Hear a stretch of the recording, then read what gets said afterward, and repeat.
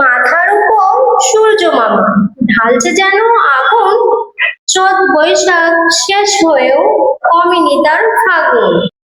Pitch গলা ওই তপ্ত রোডে দাঁড়িয়ে থাকা দায়, ফ্যানের বাতাসও লাগছে না যেন এক চিমটি গায়ে। এচিটাও খাচ্ছে হিমছিম, ফ্রিজের পানি শেষ। এই গরমের তাপে পুড়ছে যেন সারা বাংলাদেশ। আমার মরিচ গাছগুলোতে ফুল আসছে, এই জন্য একটু যত্ন নিতে হচ্ছে। এটা হচ্ছে ডিমের খোসা। তো আমি এগুলোকে প্রথমে রোদে শুকিয়ে গুঁড়া করে নিয়েছি, তারপরে অল্প অল্প করে গাছের গোড়ায় দিয়ে দিচ্ছি। এরপরে এর উপরে হালকাভাবে মাটি দিয়ে দিব। মাটিটা অবশ্যই ঝরঝরে ও শুকনো হতে হবে।